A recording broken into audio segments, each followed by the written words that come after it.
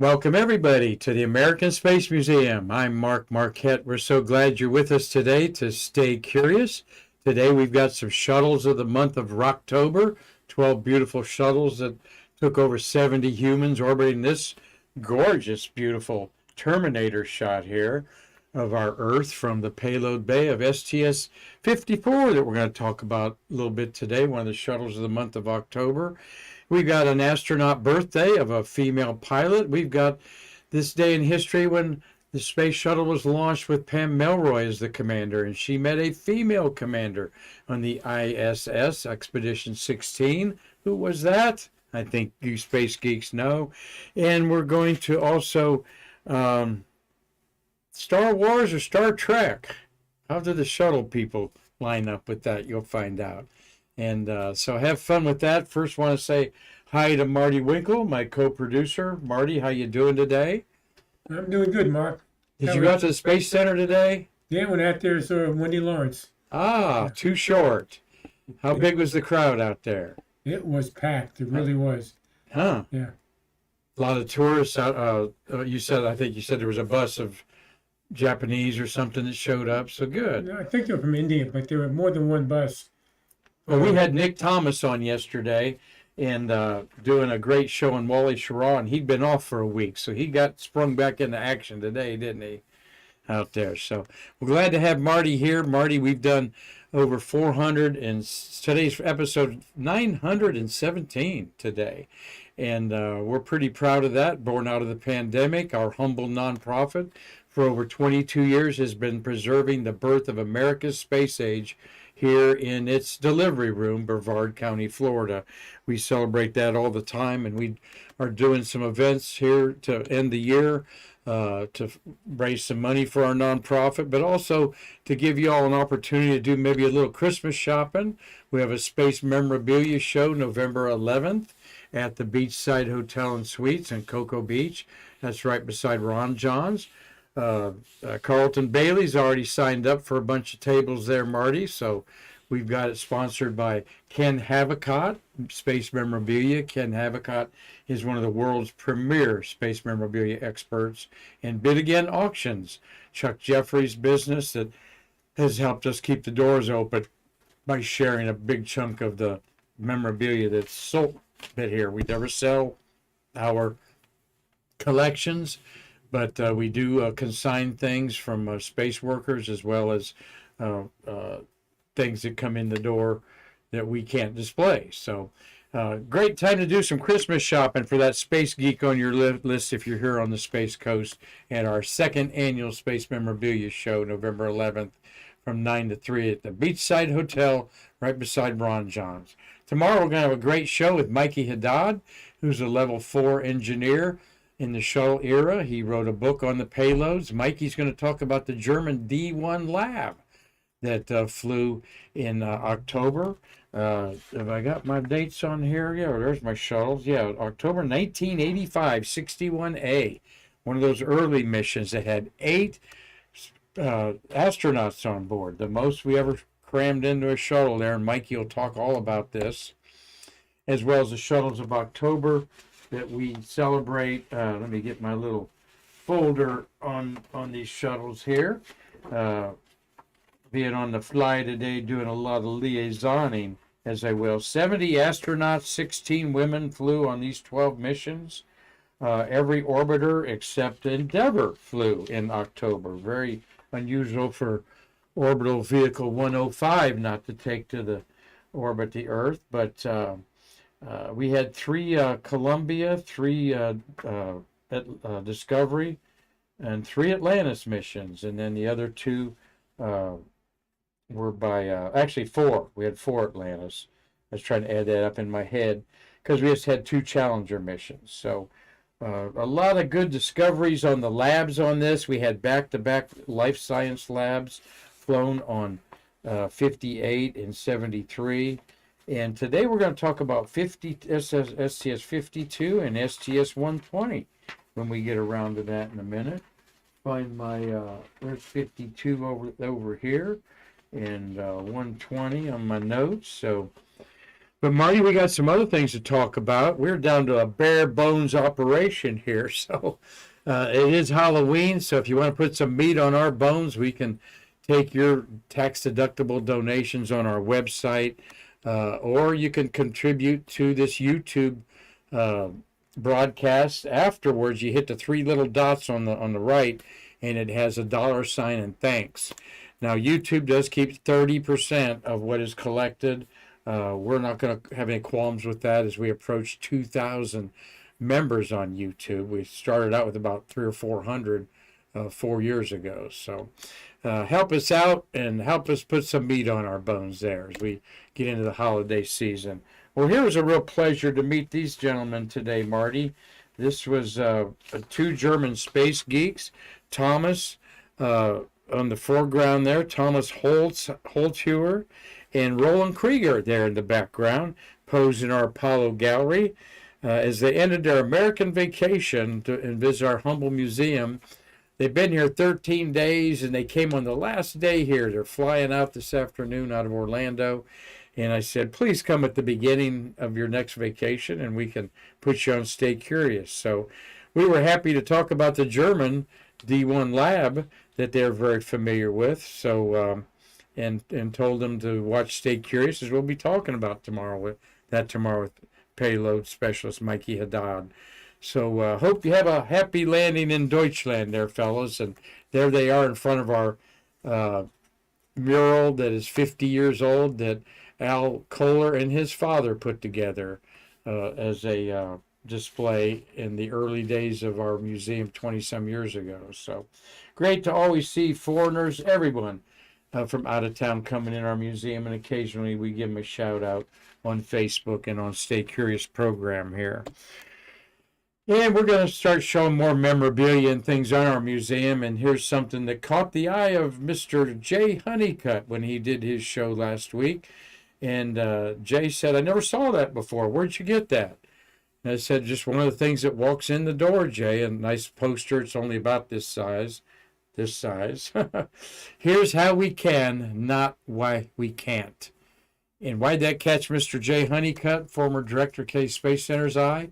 Because that was his saying in 1995 and 96 to cut some waste and unnecessary things out of the shuttle processing operations. So very interesting that a guy whose words are on this never saw this poster before. And we'll have Jay Honeycutt on maybe next week, and he's going to do part 2 of his simulations. He was a simulation manager and throwing those monkey wrenches into the Apollo astronauts and the flight directors at that time. The right stuff, Marty. We've talked a lot about what takes the right stuff, who has the right stuff. This was 1983 when the right stuff came out, October 21st. So very timely we talked about this because we ran across somebody who auditioned for the right stuff and was told after the audition that he was in the final 5 cut to play Gordon Cooper that ended up being played by Dennis Quaid. And that person, Marty, actually sent us some of his still photography pictures that he bought or rented a aviator suit with the helmet to show to the talent agent that was casting this. And this is 1983, so this person is walking across the Apollo red gantry that was 300 and some feet in the sky. That Marty, you didn't walk across that, did you, Marty, to get in the land, did you? In the slaw? No, not to get into the land, but I did walk across it several times. Well, it's always a thrill. Now it's at the Saturn V Center. We used to be outside, and there's this person posing with the Titan in the background and the rocket garden, and not desperate, but hoping to be cast as the part of Gordon Cooper in The Right Stuff in 1983. Who is this handsome mystery man posing there on top of that Corvette in a nice ocean shot? He told Marty and I that he hired a friend of his in Daytona to take those pictures, and this is indeed in 1983 Mr. Nick Thomas there. 40 years ago, Nick, looking very handsome, my friend. And can you believe that? And he told the story at the end of his episode yesterday. So better, though it was over an hour long, Nick has always got a lot of stories to tell. And we talked about Wally Schirra there, as I got Cooper on my mind. There's Nick auditioning 40 years ago for a role in The Right Stuff, and he was told he was the top 5 cast in that. So, Nick, thank you for sharing that with us, and we hope everybody gets a kick out of that. Boy, when we was young, we all looked different, that's for sure. Well, happy birthday, and whose birthday are we going to talk about? We're going to talk about this beautiful blonde, Susan Kilran. Kalran. She was born Susan Leah Still in Augusta, Georgia on October 24th, 1961. So happy 62nd birthday to her. She became a Navy commander and took 2 trips to space. She was the pilot for STS-83 that was cut short after 4 days in April 97, and the reflight was 4 months later on STS-94. Let's see, April, May, June, July. No, 3 months later. They flew the entire crew 3 months later after bringing them back with and it had to be a long flight of almost 2 weeks to do all that. So Susan Kilran was the pilot. Jim Halsell was the commander. We've got Don Thomas that we met at the Space Centers on that. And Linteris, Marty, that is the one and done astronaut that's going to be out at the Space Center. I'm looking at that the second week of December when he's going to be out there. So there is Susan in space. I wanted to ask her, I believe she was out the Space Center last year. I could be mistaken. But I do wonder why she was never a commander. Well, she was married to Vice Admiral Colin Kilrain, who was previously a commander of the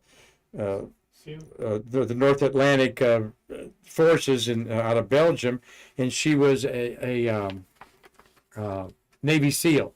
Her husband was a Navy SEAL. They have 4 kids. She said, someone's got to watch the kids, so she never did become a female commander, but was well qualified for it.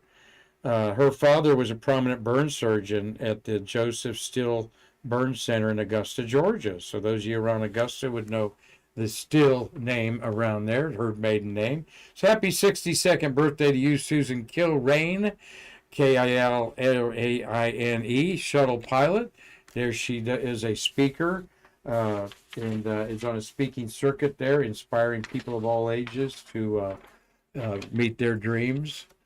And there she is again with her 2 missions. See, they just changed the one patch from red to blue, and we love highlighting that mission when that comes up. So, well, let's look at STS-52, one of the shuttles of the month, launched October 22nd, 1992, and an 9-day mission that had on it these astronauts in space. Let's see if I can get him left. James Weatherby is up at the top. I think this was his 4th command. He was a 5-time commander. The lady is, of course, Tamara Jernigan. And over on the far right, you've got Stephen McLean. All right. I got Charles Veach and Bill Shepard. Let's see, Bill Shepard's on the far left over there. And he was the first commander of the International Space Station after this. And the Canadian is McLean, the payload specialist there in the middle, and Veach is up there at the top there. So the objectives were a laser geodynamic satellite, and they had a microgravity payload that they did experiments on. And Banks don't talk too much about this mission. He just had to do some normal flying there up there in 1992. And there's the beautiful green screen that I knew my buddy Marty would choose. That is an irresistible shot. Hadn't seen that shot in a long time, and that's one of the top 10, really, Marty. That's got to be a top 10 shot.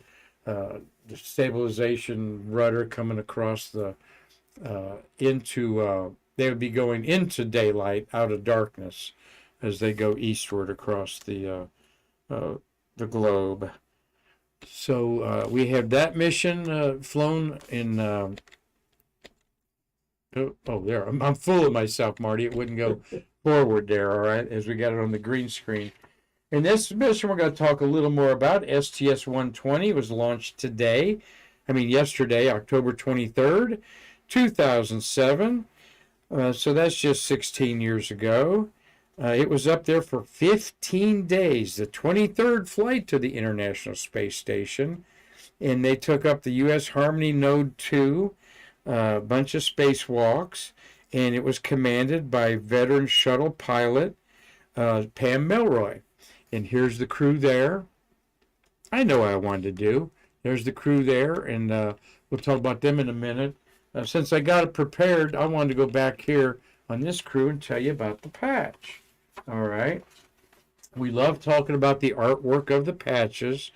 And STS-52 is a gold star, is a symbol often associated with the frontier period of the American West. The STS-52 patch features a large gold star to symbolize the crew's mission on the frontiers of space. The red border in the shape of the Greek letter lambda represents both the laser measurements to be taken from the laser geodynamic satellite called Lagos 2 and the Lambda Point experiment, which is part of the United States microgravity payload, USMP-1.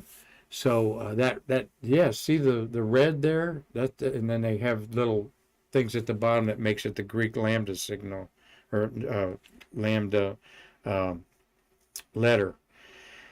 The Lagos 2 is a joint Italian-U.S. satellite project intended to further our study of global plate tectonics. That's what this was all about, seeing how the continents are moving apart. USMP-1 is a microgravity facility which has French and U.S. experiments designed to test the theory of cooperative phase transitions and to study the solid-liquid interface of a metallic alloy in the low-gravity environment. The remote manipulator, arm, and maple leaf are emblematic of the Canadian payload specialists who will conduct a series of Canadian flight experiments, including the Space Vision Test System. So that'd be Stephen McLean that we showed here. So a lot of symbolism in there. You got the beautiful Earth on the bottom, stars, and of course all the astronauts' name across from there. Now McLean's the guy in the middle right there. That was the Canadian on there. So love talking about the mission patches. Here is this crew. Let's give you the names of these crew members here. If I can figure them out there, you've got on the far left is Scott Perozonsky, a spacewalker. Above him is that would be Clayton Anderson. No, they brought Clayton Anderson down from the space station. You got Pam Melroy there in the middle is the commander, and the other lady is Stephanie Wilson. She is an Artemis astronaut. Between the two ladies there is George Zamka. He's the pilot. All right, and then on Nespali, the Italian there, I know him, Paula Nespali. Daniel Tanney is beside him, and then you've got Doug Wheelock. Is the other astronaut in there, Wheels. So the patch of STS-120 reflects the role of the mission in the future of the space program. The Space Shuttle payload bay carries Node 2, the doorway to the future international laboratory elements of the International Space Station. On the left, the star represents the ISS. The red-colored points represent the current location of the P6 solar array furled and awaiting relocation when the crew arrives. That's pretty artistic there. During the mission, P6 will be moved to its final home at the end of the port truss. The gold points represent the P6 solar array, its new location, unfurled and producing power. So that's that star over there on the far left, represents the move in the solar panels. On the right, the moon and Mars can be seen representing the future of Russia, of NASA. The constellation Orion rises in the background, symbolizing NASA's new exploration vehicle and you see the three stars in the middle of Orion's belt, and then there's Rigel and the other star there. Through all, the space shuttle rises up and away, leading the way to the future. So that's a pretty symbolic patch also, as they all are. Doesn't say who made that. If it doesn't credit an artist, usually it is the astronauts that put the idea together, and then the NASA's office puts it all together, the artwork for it. So there they are. Official there is Pambo. She is getting ready for the inspection to flip it around. There you see the payload inside the Italian-built module called Harmony, which is a big part of that is the American kind of clubhouse, if you will, on the space station. And Pam Melroy, by the way, here she is. She was up there meeting Expedition 16 Commander Peggy Whitson. The first time two women commanders have been in space, one of a space station, the other of a spaceship. What a moment that had to be for these ladies. And Pambo on the left is the deputy administrator right beneath Bill Nelson running our NASA Space Administration. So hope that she gets to do that. She's very good at that, everybody tells us. So, and there is the Expedition 16 that was up there at the time in 2007. 16 years later, we are up to Expedition 70 as we rotate out 3 or 4 people every 6 months on there. And there is the Expedition 16 crew on the bottom left there with Peggy Whitson in the middle, a Russian and I think an ESA astronaut there. No, that's another American astronaut up there. Thank you, Marty, for who's watching today. And they were docked about 12 days with the space station, flying like Superman up there. And Superman, how about Star Wars? Well, what's Star Wars? Why did I throw Star Wars in here, Marty says. Well, Star Wars had something to do with STS-120. Not sure exactly who was the Star Wars fans up there. I think Stephanie Wilson is, and don't know if Pam Melroy was. But they flew up on this mission. Yes, they flew up the actual Star Wars laser used by Hamill. What's Hamill's first name? Think of it in a minute. That he used in Star Wars, which we know is the first Star Wars, that many people call it the Star Wars. Forget what that is. Oh my gosh, I lost my notes on that. No. Susan Kilran, there you are. I'm very good at losing my notes, I guess. Mark. Huh? Mark. Yeah, Mark Hamill. How can I thank you, Marty? His name's Mark Hamill. And well, this was flown up there by these astronauts, and they made a big deal about it. There's my notes on it. Crew of 7 is they took this prop up from the movie. What Return of the Jedi was the film in 1983. Stowed on board Discovery for the length of the mission. It was up there to honor the 30th anniversary of the Star Wars franchise. Excuse me. And then in August of 2007, Chewbacca from the Star Wars film presented the lightsaber to NASA officials from Space Center Houston, and they flew Chewbacca to back to L.A., where he was greeted by stormtroopers. And oh no, I have it backwards. Chewbacca flew into the Houston Center, and from Oakland International Airport with the lightsaber. They flew it to Houston. He was greeted by stormtroopers. The lightsabers on display at the Space Center in Houston. I don't recall seeing it out there when I was out there, but that could have escaped my eyes. So, Marty, Star Wars or Star Trek? What are you? I'm a Trekkie. A Trekkie. All right. I'd say I'm kind of more of a Trekkie than a Star Wars, but you know what? A lot of shuttle people love Star Trekkie stuff. There's STS 77 with Commander John Casper there. And they dressed up for that like that. And as you look at the difference, what is the difference, some people might say, Star Trek or Star Wars? Well, Star Trek is considered science fiction, and Star Wars is considered science fantasy. And now you know. Please stay curious for more tidbits like that.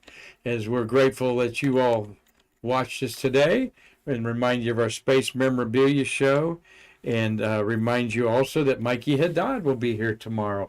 And Mikey's been on our show for over a year, just like Nick Thomas, sharing some great stories that only they know, and they want to share them with you out there. So come and join us tomorrow on Stay Curious. Mikey Haddad's going to have a guest in, and I forget who, but Marty and I will try to Google Meets it. But if not, we will bring them in audio on the phone on there until we learn to do this little fancy trick to bring people in, which we used to do, and then when you don't do it, you forget about it. So, but I think we'll try to handle it tomorrow. If not, we'll effort it another time and get our European friends on, like Alex Carl, that we missed. So, everybody, Marty, we've got Doug Forrest watching. Thank you, Doug. Tom Usiak, Neil 1030, the Astronaut Files. That's John Borelli. John, thank you for staying in touch with us. Tom Celentano, Carlton Bailey, and Cynthia Rossi. And maybe see Cynthia out there tomorrow, as I'm going to go see Wendy and get our little plaque autographed out there that we have in our women's gallery of 75 ladies who've flown to space. So until tomorrow with Mikey Haddad, we want to thank you for keeping us in mind and watching Stay Curious, and telling your friends that we're on YouTube every weekday.